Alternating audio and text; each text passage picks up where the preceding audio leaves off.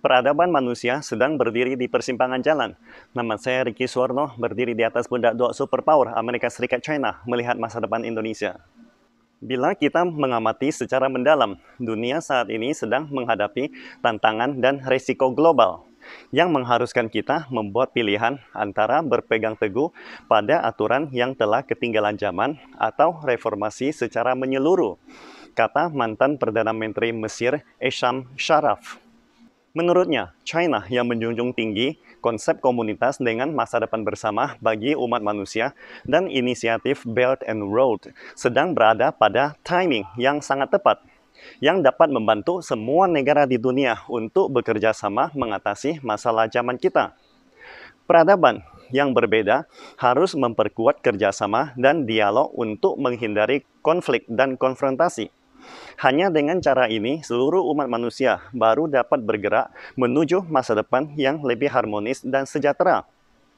Pada saat bersamaan, seorang sejarawan Inggris yang sangat terkenal bernama Arnold Joseph Toynbee menggunakan waktu 30 tahun mempelajari The Rising and Falling of the World Civilization atau kebangkitan dan kejatuhan peradaban besar di dunia, menulis secara rinci dalam 12 volume buku, A Study of History. Inti utama buku ini atau poin filosofis utama di baliknya adalah mengenai tantangan dan solusi. Pakar Arnold Toynbee menunjukkan bahwa ketika menghadapi suatu tantangan, sebuah peradaban atau negara akan tumbuh dan bangkit semakin kuat jika merespons dengan benar. Namun, sebaliknya, jika gagal merespons secara efektif dan benar, maka peradaban itu akan runtuh. Saat ini, dunia sedang menghadapi tantangan dan risiko global yang cukup serius, sehingga situasi internasional menjadi semakin rumit. Banyak ancaman dan tantangan yang membahayakan kehidupan dan nilai-nilai moral kita mulai bermunculan. Tantangan-tantangan yang akan datang ini tidak hanya membahayakan manusia itu sendiri, tetapi juga membahayakan bumi tempat kita hidup. Peradaban manusia sedang berada di persimpangan jalan, dan dunia dihadapkan harus memilih antara dua jalan. Pertama, apakah masih berpegang teguh pada peraturan lama yang sudah tidak bisa menyesuaikan zaman dan mengabaikan risiko besar yang terus berkembang dan membesar, atau sepenuhnya mereformasi tatanan dunia saat ini dan sistem pemerintahan global, membangun yang baru dan membentuk globalisasi yang mengarah pada peradaban global yang lebih harmoni dan didambakan mayoritas manusia, alias peradaban ekologis. Artinya, di saat nilai-nilai moral sedang mengalami kemunduran dan lingkungan alam yang sedang dirusak, kita perlu membangun peradaban yang lebih sesuai zaman.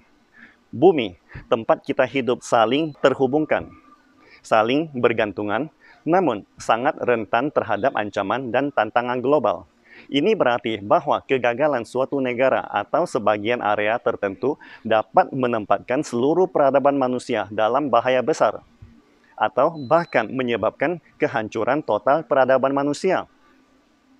Jadi, kunci untuk mengatasi tantangan ini terletak pada kerjasama di bawah mekanisme koordinasi internasional yang baru. Pertanyaannya sekarang, untuk dapat saling bekerja sama secara internasional membutuhkan platform yang solid dan dapat diandalkan. Dalam hal ini, saya yakin inisiatif Belt and Road diajukan pada saat yang sangat cocok, kata mantan Perdana Menteri Mesir Esham Sharaf, salah satu peradaban paling tua di dunia ini. Pada dasarnya, pembangunan Belt and Road memiliki dua aspek dasar. Pertama, inisiatif BRI sebagai sebuah konsep.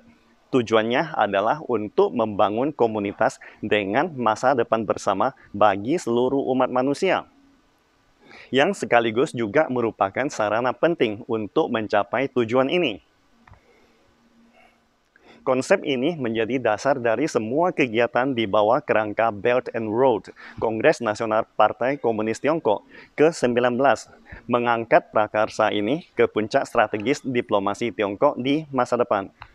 Selama sidang umum PBB tahun 2018, inisiatif BRI juga telah diakui secara internasional. Kedua, sebagai platform untuk model baru kerjasama internasional, Inisiatif Belt and Road telah berhasil dikembangkan dari inisiatif China menjadi proyek nyata global. Dan lebih dari 170 negara dan organisasi internasional telah berpartisipasi di dalamnya. BRI telah menjadi platform bagi negara-negara di dunia untuk saling bekerja sama dan mengembangkan ekonomi mereka bersama. Istilahnya, di dalam Belt and Road Initiatives, semua negara saling terhubungkan atau no man's an island. Pembangunan BRI mencakup 3 dimensi kerjasama, diantaranya kerjasama konten pilar, kerjasama platform regional, dan kerjasama berdasarkan tema. Pilar pembangunan Belt and Road artinya komunikasi kebijakan, konektivitas, fasilitas, perdagangan tanpa hambatan, konektivitas finansial, dan konektivitas antar masyarakat dunia.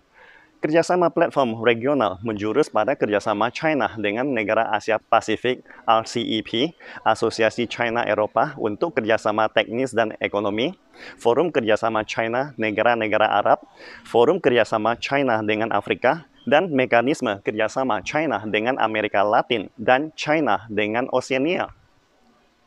Sedangkan kerjasama tematik meliputi Silk Road Digital atau jalur sutra digital, jalur sutra hijau, jalur sutra inovatif, jalur sutra bersih, jalur sutra sehat, dan lain sebagainya. Berhubung krisis kesehatan masyarakat global yang disebabkan oleh epidemi pneumonia mahkota baru COVID-19 sekarang ini, kerjasama dalam jalur sutra sehat tampak sangat penting. Jalur sutra sehat merupakan bagian penting dari inisiatif Belt and Road dan dianggap sebagai pembawa penting kerjasama kesehatan internasional sekarang ini. Pada tanggal 18 Agustus 2017 yang lalu, Direktur Jenderal Organisasi Kesehatan Dunia, Dr. Tedros Adhanom Ghebreyesus, mengatakan pada seminar tingkat tinggi kerjasama kesehatan Belt and Road di Beijing, dunia sedang dilanda peningkatan jumlah epidemi dan berbagai bencana yang semakin kompleks. Bencana ini tidak hanya sangat berkemungkinan terjadi, akan tetapi dampak pada kesehatan manusia, struktur sosial, keamanan, dan ekonomi juga lebih besar. Presiden China Xi Jinping mengajukan inisiatif Jalur Sutra Sehat dengan kesehatan sebagai inti, yang diajukan untuk membangun kembali dan memperkuat ikatan kuno antar budaya dan kelompok etnis yang berbeda. Memang berpandangan jauh ke depan, kata Perdana Menteri Mesir yang pernah mengajar di Cairo University ini. Fakta menunjukkan konsep jalan sutra sehat telah terwujud sepenuhnya di masa pandemi COVID-19. Setelah meletusnya wabah, China menerima berbagai bantuan medis dari 80 negara yang sebagian besar adalah mitra dalam Belt and Road. Setelah epidemi dalam negeri China terkendalikan, China sebaliknya memberikan bantuan medis yang berharga ke 150 negara, yang sebagian besar juga mitra dagang dalam negara-negara Belt and Road. Pepatah tua Tiongkok mengatakan, di balik tantangan berat selalu disertai peluang besar. Oleh karena itu, kita harus bergandengan tangan dalam menghadapi tantangan epidemi saat ini, merumuskan rencana kerjasama yang tepat, dan meningkatkan pertukaran timbal balik.